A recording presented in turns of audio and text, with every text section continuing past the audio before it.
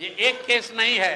अब दूसरा केस देखिए, ब्रह्मपुर में, ब्रह्मपुर शाहपुर विधान बक्सर लोकसभा क्षेत्र के ब्रह्मपुर में, वहां से दूसरे लोजपा के एक बहुत बड़े बाहुबली नेता हुलास पांडे जी चुनाव लड़ रहे हैं। जरा सुनिए ये लोग कैसा कैसा राजनीति करते हैं। बिहार में स्वच्छता की बात कर रहे हैं। एनडीए का उम्मीदवार कौन है? लोजपा के हुलास पांडे। उनकी छवि क्या है वो आप हमसे बेहतर जानते हैं। वहां से ये जन सुराज के प्रत्याशी हैं डॉक्टर सत्य प्रकाश तिवारी। देख लीजिए, पटना में बहुत बड़ा नेत्र अस्पताल चलाते हैं और इनका चेहरा देख लीजिए कि एक दबाव में इन्होंने टिकट लिया है कि खुशी खुशी लिया है। ये देख लीजिए, इन्होंने जन सुराज का टिकट लिया, जन सुराज ने इनको उम्मीदवार बनाया। 3 दिनों तक इन्होंने सक्रियता से वहां प्रचार किया, लेकिन कल जब नामांकन वापस लेने की अंतिम दिन थी, कल अंतिम तारीख था, परसों रात तक ये साहब अभियान में लगे हुए थे, प्रचार कर रहे थे, और कल सुबह में अचानक से भाई साहब ने अपना उम्मीदवारी, अपना नामांकन वापस लिया है। और वापस लेने के पीछे का चित्र देख लीजिए। उन्होंने एक चित्र जारी किया है कि जहां पर साहब अपना, डॉक्टर साहब अपना नामांकन वापस ले रहे हैं। हम चित्र जारी कर रहे, देखिए धर्मेंद्र प्रधान हैं और यही डॉक्टर सत्य प्रकाश तिवारी हैं। इनके घर पर बैठ के इनको देखिए क्या किया जा रहा है। आपने भारत के लोकतांत्रिक इतिहास में ये नहीं देखा होगा कि चुनाव घोषित होने के बाद जो उम्मीदवार है, आधिकारिक तौर पे जो उम्मीदवार है, उससे पार्टी का कार्यकर्ता नहीं, लोकल नेतृत्व नहीं, भाजपा के केंद्र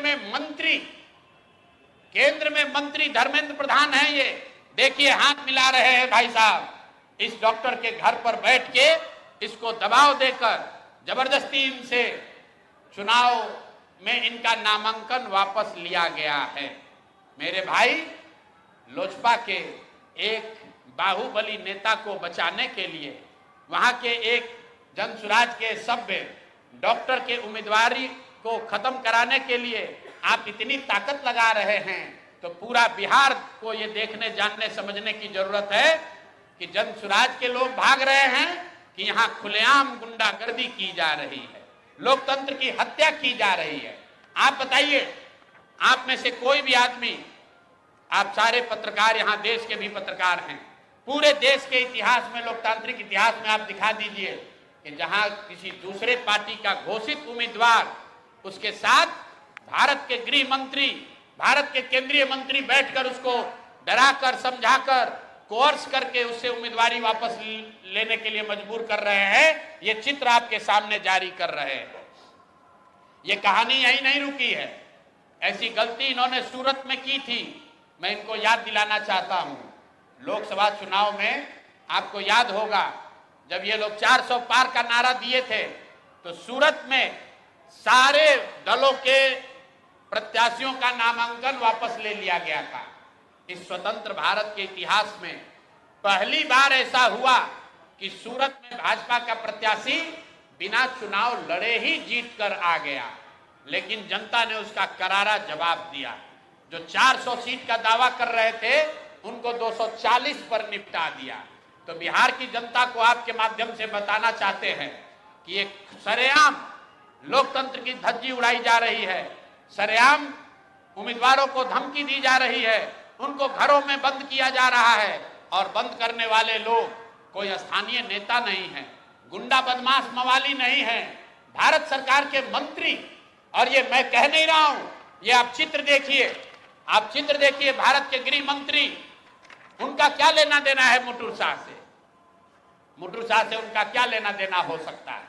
उनसे कोई पूछे कि आप इतने बड़े नेता हैं, भारत के गृह मंत्री हैं, दानापुर में जन सुराज के उम्मीदवार मुटुर शाह के साथ बैठकर आप क्या कर रहे हैं? उसको क्यों सबके साथ, अपने दल के लोगों के साथ आपने घेरा हुआ है?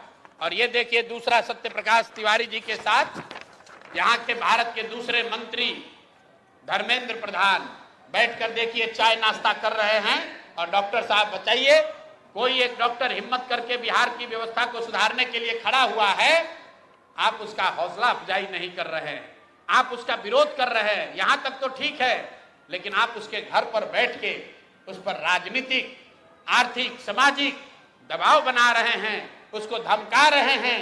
ये कहां तक ठीक है, ये बिहार की जनता को देखने और समझने की जरूरत है। मामला यहीं नहीं रुका।